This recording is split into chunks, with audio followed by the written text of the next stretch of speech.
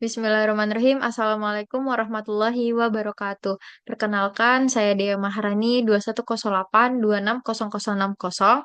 Di sini saya akan mempresentasikan mind map saya yang berjudul depresi. Baik, pertama kita harus perlu mengetahui sebenarnya apa sih yang dimaksud dari depresi itu sendiri.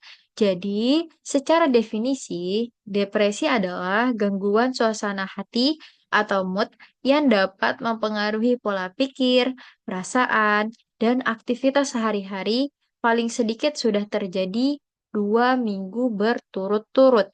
Jadi, depresi itu baru bisa kita katakan atau baru bisa kita tegakkan jika pasien tersebut telah mengalami depresi atau merasa sedih, kesedihannya itu sudah berlarut-larut. Contohnya, hari Senin dia depresi atau dia sedih, hari Selasa dia sedih, hari ketiga dia sedih. Jadi misalkan seminggu sampai 2 minggu dia mengalami sedih, baru kita bisa katakan dia masuk ke dalam kategori depresi.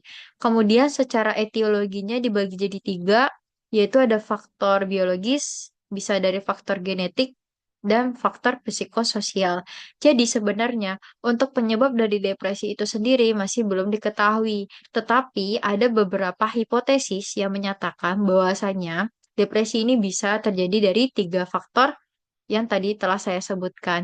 Jadi kalau misalkan di depresi ini, neurotransmitter yang mengalami penurunan yaitu adalah serotonin. Kemudian dari segi patofisiologinya,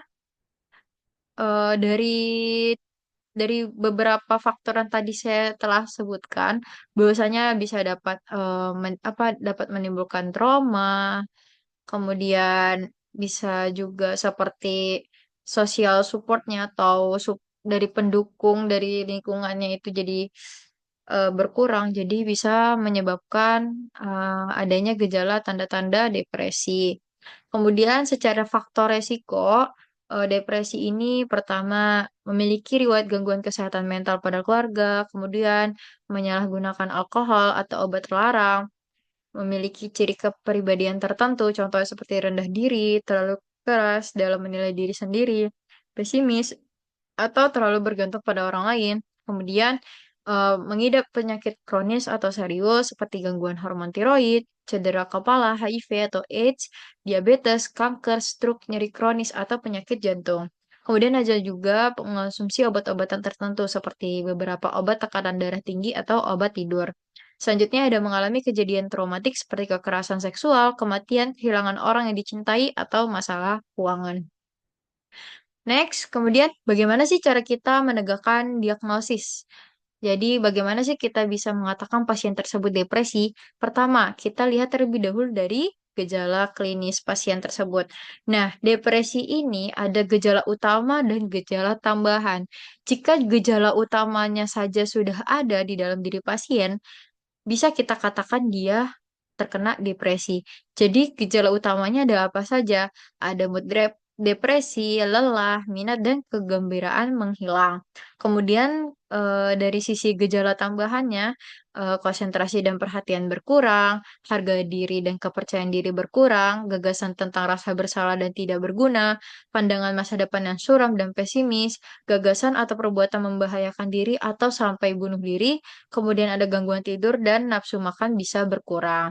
Jadi, kemudian bisa kita tanyakan juga ke pasien, ada beberapa poin anamnesis, yaitu pertama, kita tanyakan kepada pasien, apakah pasien memiliki riwayat penggunaan narkoba, kemudian bisa kita tanyakan apakah pasien memiliki penyakit hipotiroid, apakah pasien sering menangis, apakah tidur pasien terganggu, apakah pasien hilang minat dan kegembiraan, apakah pasien merasa bersalah, apakah pasien merasa mudah lelah, apakah konsentrasi pasien menurun, apakah selera makan pasien berkurang, apakah perilaku atau aktivitas pasien tampak lambat? Apakah pasien ingin bunuh diri? Apakah pasien menjadi kurang percaya diri? Kemudian setelah itu, adapun kita melakukan pemeriksaan status mental. Nah, pemeriksaan status mental ini untuk kita mengetahui dari segi psikiatrinya. Jadi untuk dapat menilai secara keseluruhan terhadap seseorang yang mengalami gangguan psikiatri. Kemudian ada pemeriksaan penunjangnya. Jadi pemeriksaan penunjangnya ini digunakan untuk menyingkirkan keluhan penyakit tiroid. Jadi untuk menyingkirkan dari penyakit-penyakit yang lain untuk mengetahui saja. Kemudian ada pun manifestasi klinisnya.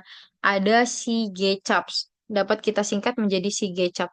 Jadi si GCAP itu apa? Si GCAP itu pertama sleep, tidur. Jadi ada gangguan tidur. Kemudian ada interest, yaitu kurangnya minat dan bakat. Kemudian ada guilty. Guilty ini kayak perasaan bersalah. Jadi orang tersebut merasa dirinya tuh selalu salah gitu. Kemudian energi itu seperti energinya berkurang, konsentrasi jadi kurang berkonsentrasi, appetite itu contohnya nafsu makannya berkurang, kemudian ada psikomotor retardasi, kemudian ada sampainya bunuh diri. Nah, adapun kriteria diagnosis menurut PPDGJ 3 dibagi menjadi 4. Ada episode depresi ringan, sedang, episode depresi berat, tidak gejala psikotik, ada episode depresi berat dengan gejala psikotik. Jadi kalau misalkan episode depresi ringan dengan episode depresi yang ringan, itu dia harus ada dua gejala utama, ditambah dua gejala tambahan yang sudah berlangsung 2 minggu. Terus kalau misalkan eh, dari segi sedangnya ada dua gejala utama ditambah tiga gejala tambahan yang berlangsung selama 2 minggu. Kemudian kalau episode depresi berat tanpa gejala psikotik, dia harus ada tiga gejala utama paling sedikit, ditambah empat gejala tambahan paling sedikit yang sudah berlangsung 2 minggu. Kemudian ada episode depresi berat dengan gejala psikotik, itu dia harus memenuhi kriteria episode depresi berat, disertai waham, halusinasi, atau stupor depresif. Kemudian bagaimana dengan cara pengobatannya atau tata laksananya? Jadi secara tata laksananya dibagi jadi dua, ada farmakologi sama non-farmakologi. Secara farmakologi untuk fase pengobatannya, kalau misalkan fase akut 6 sampai 8 minggu, continuation 4 sampai 6 bulan, maintenance 1 tahun. Jadi biasanya pasien yang terkena depresi ini digunakan obat antidepresan, yaitu ada golongan dari trisiklik dan SSRI.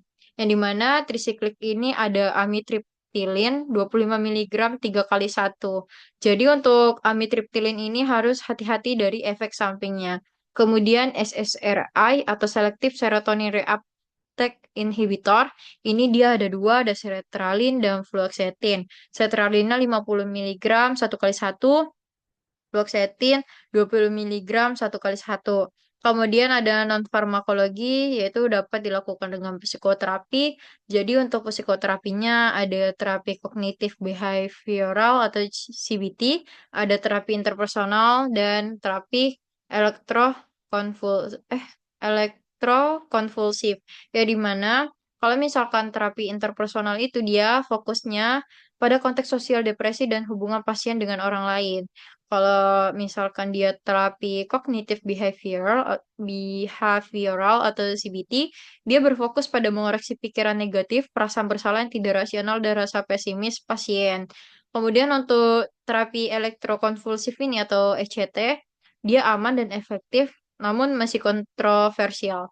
Yang dimana biasanya dia diindikasikan atau diberikan kepada pasien yang depresinya berat, diperlukan respon yang cepat, treatment lain lebih besar resiko daripada manfaatnya jika respon terhadap obat juga jelek. Kemudian diagnosis bandingnya bisa gangguan organik, intoksikasi atau ketergantungan zat, abstinensia, distimia, siklotimia, gangguan kepribadian, dan gangguan penyesuaian. Secara prognosisnya, episode depresi yang ditangani sembuh dalam 3 bulan.